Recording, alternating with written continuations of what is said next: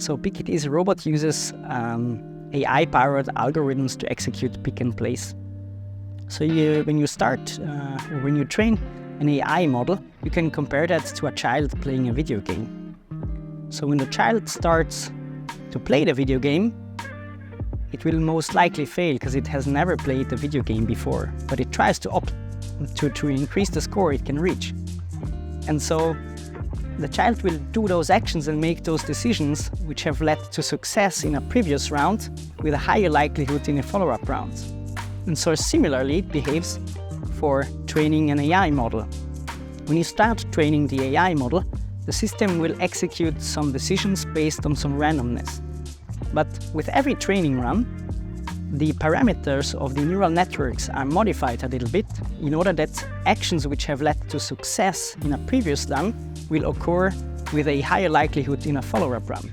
And so eventually the model is able to make the right decisions at the end of the day. Actually, it is not. So the robot needs to be able to handle new things day by day.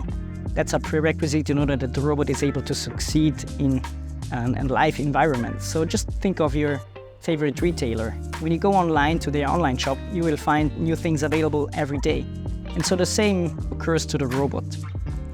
The robot needs to be able to handle different situations day by day. And so this is a skill which is essential for the robot to operate in a live environment.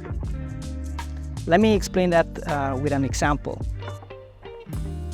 So the robot might have seen a black t-shirt before, and because it comes with the same type of packaging as this white t-shirt, it uses, I like to say, artificial intuition to transfer the knowledge on how it is picked the black t-shirt on the white t-shirt, and therefore it is able to succeed in a live environment. This allows us to operate the robot with new things every day, even though the robot system has never seen these items before.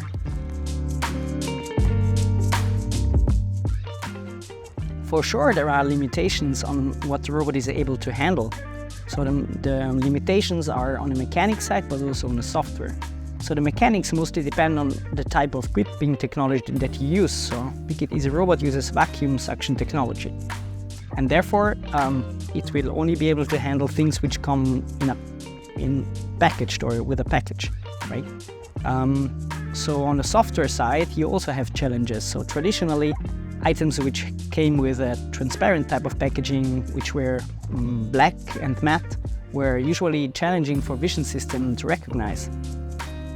But as technology is improving, we're seeing that our robot system is able to handle also these types of items, right? So, especially with grasping technology and computer vision, a lot of progress has been made during the last years, which makes the robot really able to handle most of the situations it needs to handle in live environment. So I especially like those situations when our customers come to the Innovation Center, because I can try to pass my passion for robotics to them. And so we showcase the robotic systems with representative items branded with KNAPP.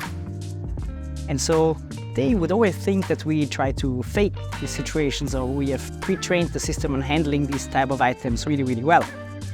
And so we invite them to bring their own items to the Innovation Center to challenge the robot.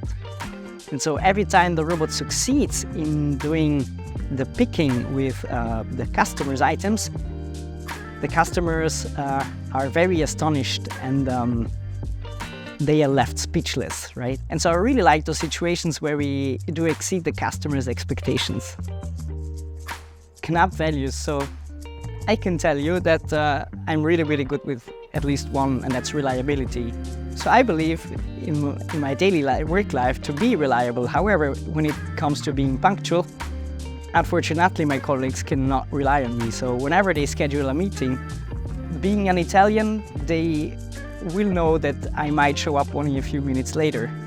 And personally, I really, really hate being late, but unfortunately, I'm so good at it.